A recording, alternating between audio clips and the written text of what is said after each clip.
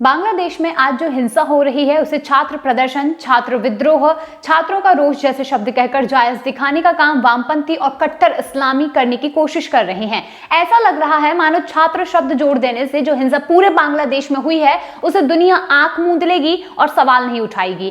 किसी भी देश में छात्रों की बड़ी संख्या होना उनके लिए गौरव की बात होती है, लेकिन यही छात्र यदि उपद्रवी हो जाएं और उसी देश की संपत्ति को तोड़ने फोड़ने लगे, अपनी बात मनवाने के लिए लोगों के कत्लेआम पर उतर आए, तब इन्हें छात्र कैसे माना जाएगा जो कि लोगों को मारने के लिए उतर चुके हैं। बांग्लादेश में छात्रों के नाम पर भड़के प्रदर्शन ने इतना भयंकर रूप ले लिया कि लोकतांत्रिक ढंग से निर्वाचित हुई शेख हसीना को अपनी कुर्सी छोड़नी पड़ी और वामपंथी ये कहते दिखाई दिए कि छात्रों ने लोकतंत्र को बचा लिया। विरोध था तो कुछ समय पहले जब बांग्लादेश में चुनाव हुए तब नाराजगी दिखाते हुए हसीना सरकार को सत्ता से निकाला जा सकता था। आज इस तरह प्रधानमंत्री आवास में भीड़ का घुसना कितना उचित है, इसे सोचकर देखिए। आप हिंसक भीड़ के जिस कृत्य को छात्रों का प्रदर्शन कहकर ढांकने का प्रयास कर रहे हैं वो यदि लोकतंत्र है तो इसका मतलब किसी भी व्यक्ति का किसी के घर में घुसकर उसे खदेड़ना लोकतंत्र कहलाएगा और ये लोकतंत्र कहा जाने लगेगा। प्रधानमंत्री पद की गरिमा यदि कोई ना समझे, इंसानी जान की कीमत कोई ना समझे, देश की संपत्ति का मूल्य कोई ना समझे और हिंदुओं को चुन चुनकर निशाना बनाया जाए तो आप उसे छात्र कैसे कह सकते हैं? छात्रों के नाम पर खेले जाने वाला खूनी खेल कोई नया नहीं है। इतिहास में कई बार इस शब्द का प्रयोग करके जमीनें लाल हुई हैं। आज जो शेख हसीना तथाकथित छात्र प्रदर्शन के दौरान बांग्लादेश छोड़ भागी हैं, कभी खुद उनके पिता शेख हसीना रहमान भी अपने छात्र दिनों में ऐसे ही प्रदर्शन में खूब शामिल हुए थे। आपको जानकर हैरानी होगी कि जिन हिंदुओं के कारण 1971 में शेख मुजीब उर रहमान की जान बची थी, उन्हीं शेख मुजीबुर को अपने छात्र जीवन में मंजूर नहीं था कि सत्ता हिंदुओं के साथ साझा हो और उनका हमेशा से ये मानना था कि वर्चस्व मुस्लिमों का ये कहना चाहिए कि उनकी उसी सोच की वजह से उन्हें छात्र जीवन से ही मुस्लिम लीग में बढ़ चढ़कर भाग लेना शुरू कर दिया था। उनके साथ और छात्र लोग भी मुस्लिम लीग में जुड़े।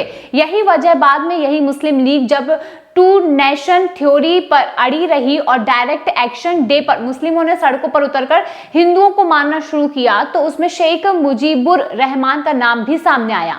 दरअसल छात्र जीवन में शेख जिसे अपना राजनीतिक गुरु मानते थे वो बंगाल में डिप्टी मेयर हुसैन शहीद सोहरावर्दी थे। वहीं सोहरावर्दी ने डायरेक्ट एक्शन डे यानी कि 16 अगस्त 1946 पर हथियार लेकर मुस्लिमों के सड़के पर उतरने का जब समर्थन किया तब भी शेख मुजीब उन्हीं के साथ जुड़े थे। बंगाल में एक तरफ से हिंदुओं का नरसंहार 16 अगस्त से 18 अगस्त 1946 तक चलता रहा।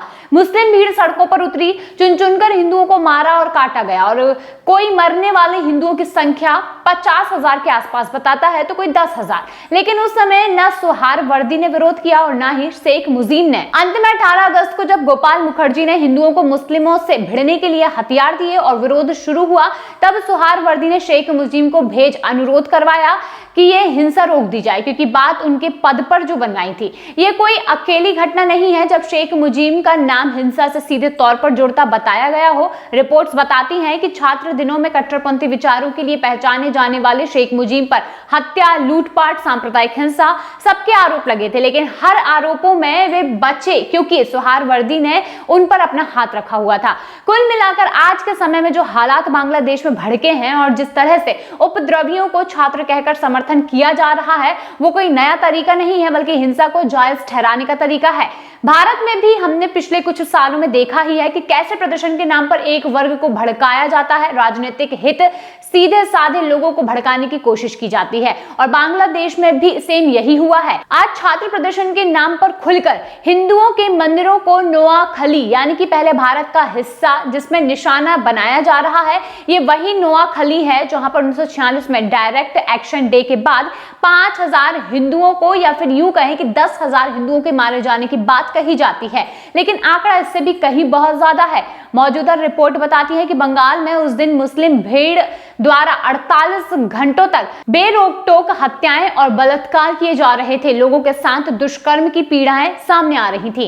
ऐसा कहा जाता है कि सेना को तभी बुलाया गया जब लगा कि यूरोपीय लोगों पर हमला हो सकता है। रिपोर्ट के अनुसार यह बताया गया कि कोई भी नहीं जानता कि कलकत्ता में हुई इस घटना में कितने लोग मारे गए हैं। कई शव हुगली नदी में बह गए हैं या फिर आग में जल गए हैं। आमतौर पर स्वीकृत अनुमान की 5,000 कलकत्ता वासी मारे गए हैं, जबकि अन्य 10 में से 15,000 लोगों की हड्डियां टूट गई हैं, अंग कट गए हैं या फिर यूं कहें कि शव जल गए हैं। हजारों हत्याएं देखने के बाद 18 अगस्त 1946 को स्वतंत्रता सेनानियों के परिवार से आने वाले गोपाल चंद्र मुखोपाध्याय ने हिंदुओं पर इस राज्य प्रायोजित मुस्लिमों की हिंसा के खिलाफ खड़े होने का फैसला किया। उनके साथ जुगल चंद्र घोष, वसंत और विजय सिंह नहर शामिल हुए। वहीं सबने मिलकर भारत जातीय वाहिनी का गठन किया और एक ऐसा संगठन जिसने हिंदुओं को पिस्तौल, लाठियां, भाले, चाकू, तलवारें और एसिड बम जैसे हथियारों से लैस किया।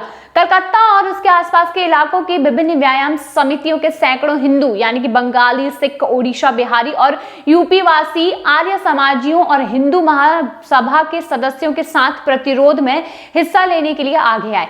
कोलकाता में जैसे जैसे हिंदू प्रतिरोध मजबूत होता गया, मुस्लिम हताहतों की संख्या बढ़ती गई और जल्द ही इस्लामी कट्टरपंथी घबरा गए और शहर छोड़कर भागने लगे।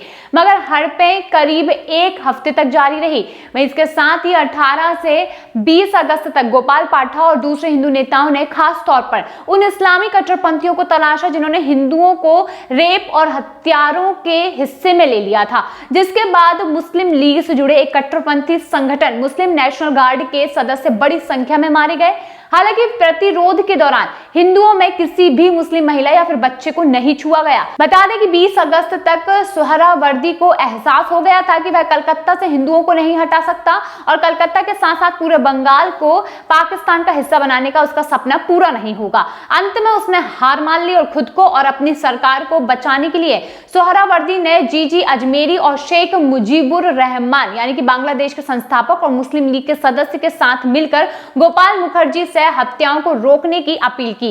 वही गोपाल मुखर्जी इस शर्त पर सहमत हुए कि मुस्लिम लीग पहले अपने सदस्यों से हथियार डाल ले और हिंदुओं की सभी हत्याओं को रोकने का वादा कराएगी। अंततः 21 अगस्त को बंगाल सीधे वायसराय के शासन में आ गया और शहर में सेना तैनात कर दी गई। अपनी कुर्सी बचाने के लिए सोहरावर्दी ने गोपाल मुखर्जी की सभी बातें मान ली। वहीं हालांकि 21 अगस्त 1946 को सेना तैनात होने के बाद British viceroy Lord Archibald Wavell ने सोहरावर्दी और उनकी मुस्लिम लीग सरकार को बर्खास्त कर दिया।